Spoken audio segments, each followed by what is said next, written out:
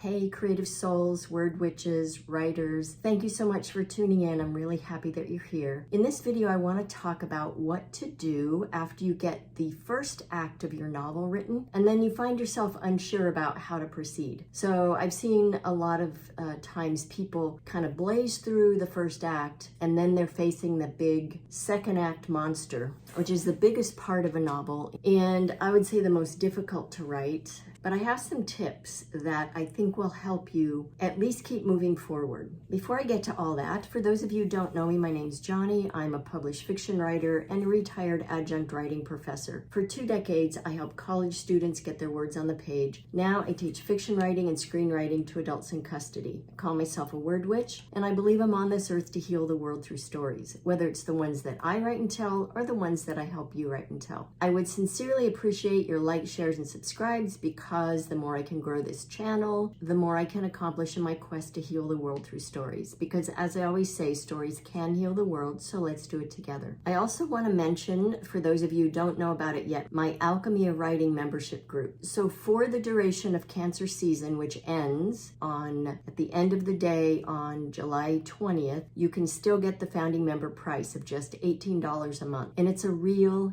deal, I'm telling you, especially considering what I have planned for this group. So right now what you get is 1 meeting a week, virtual meeting where we get together and write in silence. And I have a live Q&A at the end of every month. I've also just created a new community online platform for us that's not on Facebook, not on Slack, not on Discord. It's on a platform called Heartbeat. And my reason for doing that is I wanted to find a space that is not overwhelming for people to use, that's not as noisy as some of those others are. Because what I have found is the people who are drawn to me and the ways that I teach are very sensitive people. They are empaths, they're intuitives, they're HSPs, they're neurodivergent. So if that's you, and if you want to find a way to implement a reliable writing practice, you can start with the group. And of course, when you become a founding member before July 21st, you maintain the founding member price for the lifetime of your membership. And that means you will get everything that is currently part of the membership and all future things that I include with it. So it's going to be a real deal. And I would love to see you there.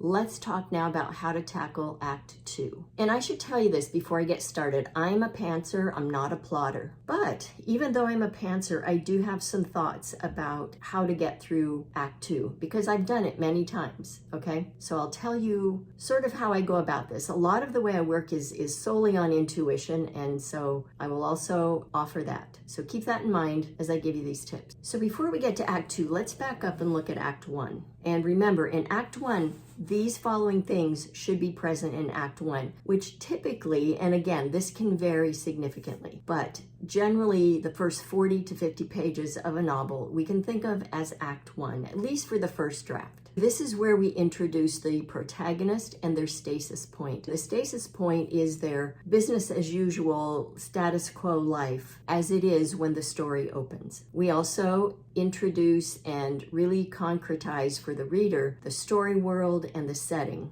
We also, in these first pages, want to introduce important supporting characters, and we want to somehow inform the reader of the protagonist's deep desire, because that's the thing that drives the entire story. I think of it, so I created a method called writing through the body that I will start talking about in a couple, 3 months from now. But writing through the body, when I was working on it, I started talking about the through line of a story or a novel as the spine. So if we think about the spine of a story, everything else branches out from that. And so to me, the spine is the protagonist and their deep desire, which is always attached to their deepest wound, right? So for example, if I have a protagonist that wants to have a career and make a lot of money, not for materialistic reasons, but because they want to have comfort and security in their life. Maybe their deep wound is that they came from a very poor family and they understand the stresses of living in poverty. Maybe we have someone who is looking for love,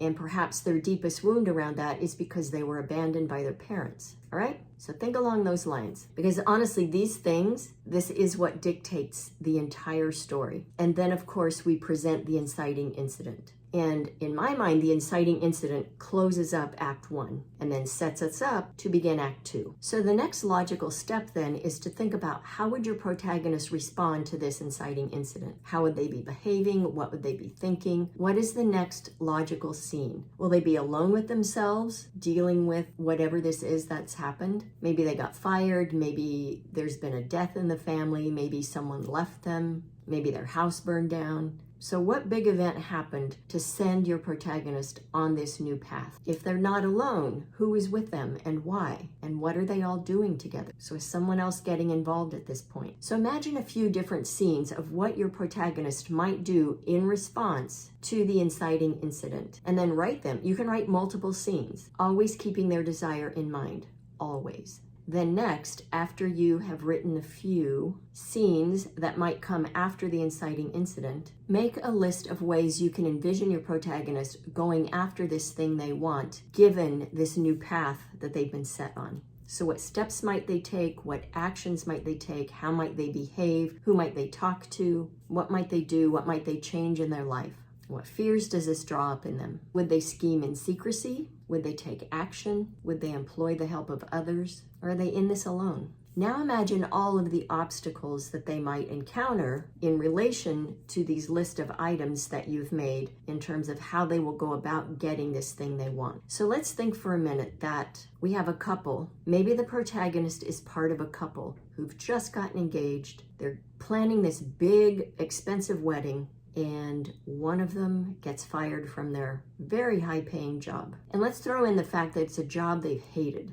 So their tendency to want to go out and find another job just like it is probably going to show up and interfere with their finding a new job. But yet they need a bunch of money to pay for this wedding. So how are they going to go about making sure this wedding goes off as planned, but yet they have zero money coming in compared to this high-paying job that they've had? How will they go about it? Is it a comedy? Is it a drama? What steps are they going to take? What's going to get in their way? So do the obstacles come in the form of other people? So they're antagonists. Maybe it's a system or systems that get in their way. Or it could be technology somehow. Or it could be nature. It could be a number of things that get in their way and prevent them from moving this forward. So as you think about this and imagine a few scenes, start writing a few scenes around this. So we have a few scenes that come directly after the inciting incident. We have a few scenes of them making an attempt to get what they want. We have a few scenes then of them running into obstacles.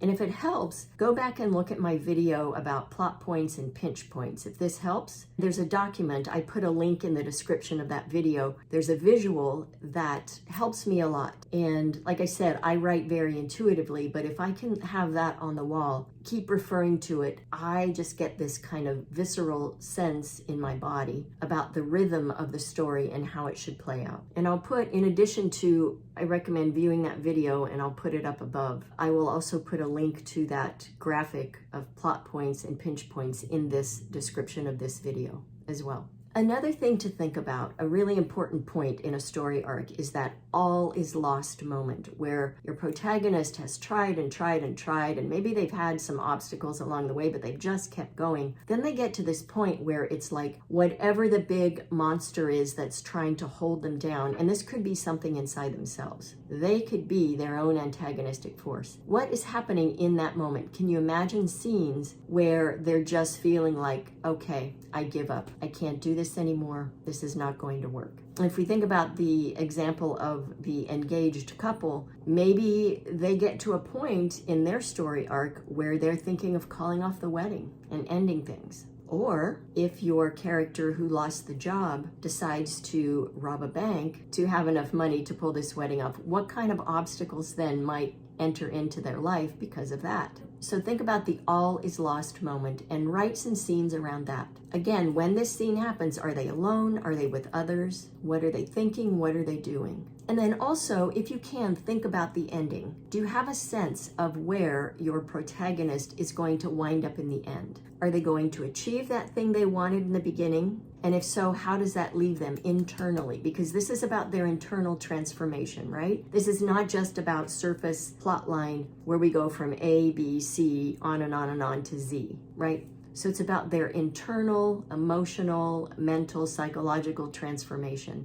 Or if they didn't get what they want, how have they transformed inside? Can you imagine where they are when the story ends? How will they be changed? Some people find it helpful to think about that moment and then work backwards. So that's another tip that might help you if you think that way. So the reason this helps, I think, is if we can look at our protagonist, who they were in the beginning, if we can then picture their new normal at the end, we can start to then fill in the blanks, because that's just how our brains are wired. Our brains are wired to tell stories. So think about the beginning, the end, and you'll start to fill in all the blanks in the middle. Keep in mind that we need to write scenes and start piecing them together to understand where the story is going. I've worked with way too many people who think it's a waste of time to write scenes that they have not outlined and plotted out ahead of time. And this is shooting yourself in the foot, because some of those scenes you will end up using. And some of those scenes, if you don't use them, they will get you where you need to go. But when you have scenes outside yourself, they look different than when you carry them around in your mind. And when they're outside of you, they will start to make sense, and you will see how they can potentially fit together. And you'll be able to see where to flip-flop things, where to move things around. But trust me when I say that if you wait until you feel like you have it all figured out, you won't finish your novel. You just won't. And that would be a very sad thing. So do your best to let go of that idea, if this is something you think about, that you'll be wasting time if you write something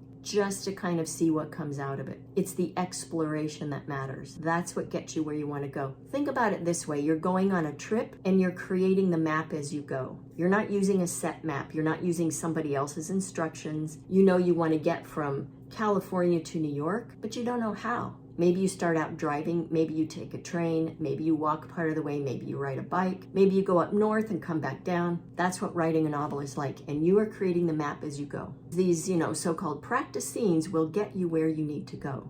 So if you find yourself with a finished Act 1 and you're stuck and you don't know how to proceed, give these tips a try and be willing to write what might seem like initially like random scenes. Because trust me, they will start to fit together and they will give you new insights. And trust your protagonist. Commit to helping them in their quest to get their deep desire, and they will show you the way. All right? Sending you mad writing mojo. Happy writing.